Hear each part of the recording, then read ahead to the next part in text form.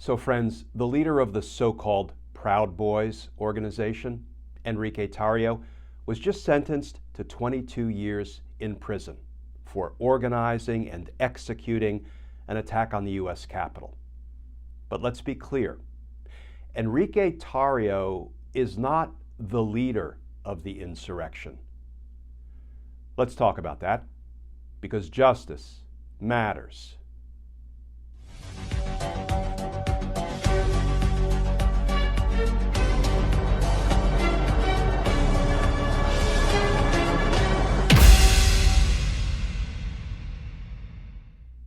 Hey all, Glenn Kirshner here.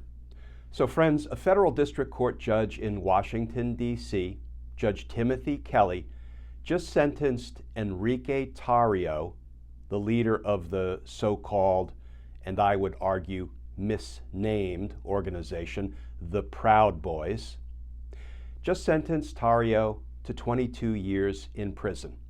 That is the longest sentence yet imposed on any insurrectionist. Let's start with the new reporting. This from CNN.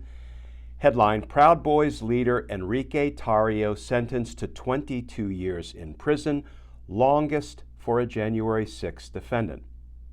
And that article begins, former Proud Boys chairman Enrique Tarrio was sentenced Tuesday to 22 years in prison for seditious conspiracy and leading a failed plot to prevent the transfer of power from Donald Trump to Joe Biden. The sentence from District Judge Timothy Kelly is the longest given to anyone in relation to the January 6, 2021 U.S. Capitol attack. Tarrio, dressed in an orange jumpsuit and orange slip-on sneakers, leaned against a lectern at the front of the crowded courtroom and hung his head as the judge handed down his lengthy sentence.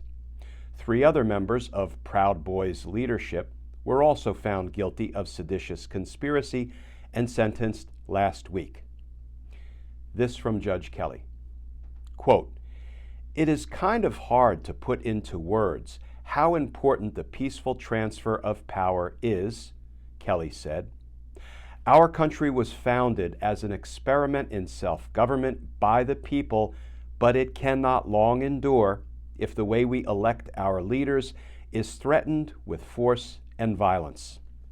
Quote, "Mr. Tarrio was the ultimate leader, the ultimate person who organized, who was motivated by revolutionary zeal," Kelly said at the end of the 3-hour hearing, adding that he has shown no remorse.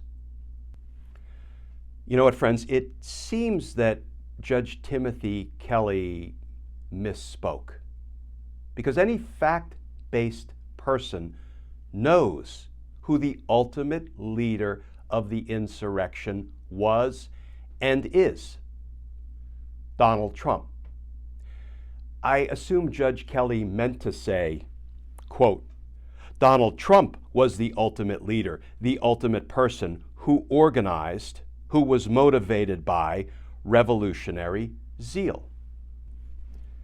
But friends, Donald Trump wasn't really motivated by revolutionary zeal. No, he was motivated by a naked, criminal, unconstitutional power grab, an attempt to steal an election, an attempt to hang on to the power of the presidency by hook or by crook. But let's not quibble over motivations. Criminal is criminal. But to suggest that Enrique Tarrio was the ultimate organizer, the ultimate leader of the insurrection? No. Enrique Tarrio wasn't the leader of the insurrection, or that other sad little man, Elmer Stuart Rhodes, head of the so-called Oath Keepers, was not the head of the insurrection. Donald Trump was the ultimate organizer and the ultimate leader of the insurrection, and Tarrio and Rhodes were just his field officers. If Donald Trump hadn't told the Proud Boys to stand by, await my further orders, I will be activating you, I will be deploying you, the Proud Boys probably would not be where they are today. If Donald Trump hadn't set the date, come to D.C. on January 6th will be wild, nobody would have come to D.C. on January 6th.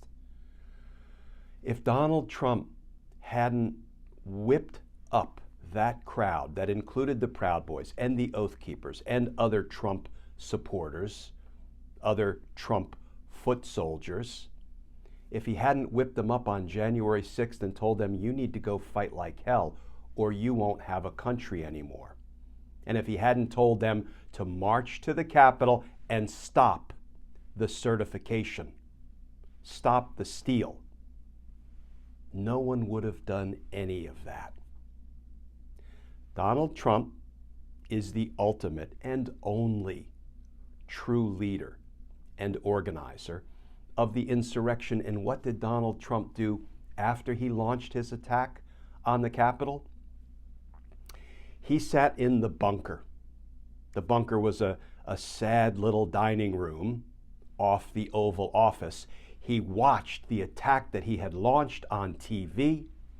People were streaming into that dining room saying, Mr. President, call off the attack, and he wouldn't.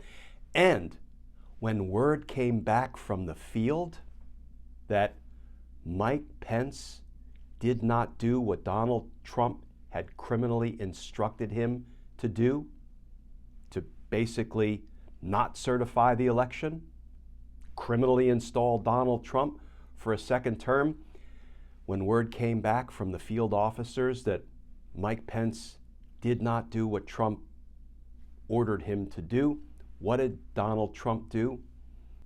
Mike Pence didn't have the courage to do what needed to be done.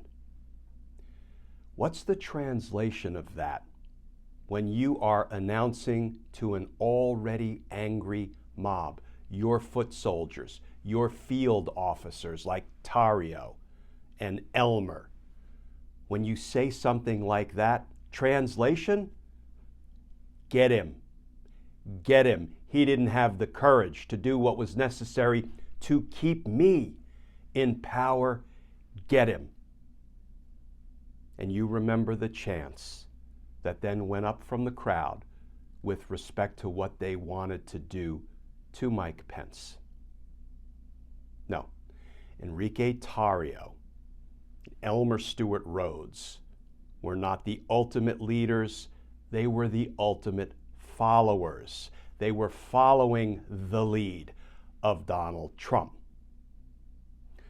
So, when Judge Kelly at Enrique Tarrio's sentencing says Tarrio was the ultimate organizer and the ultimate leader of the insurrection, was that just imprecise language? Or might that have been a Trump-appointed judge, Judge Kelly, trying to give Donald Trump some cover, some misdirection? He wasn't the ultimate leader or organizer of the insurrection because I, a federal judge, have declared it was Enrique Tarrio. Now, friends, I watched some of the Proud Boys trial, and I watched Judge Kelly preside over that trial, and I thought he did an appropriate job. So I am willing to chalk up his assertion that Tarrio was the ultimate leader of the insurrection to imprecise language, because I don't want to believe it was motivated by anything else. But being precise about who the ultimate leader of the insurrection is, like justice, matters. Friends, as always, please stay safe, please stay tuned, and I look forward to talking with you all again tomorrow.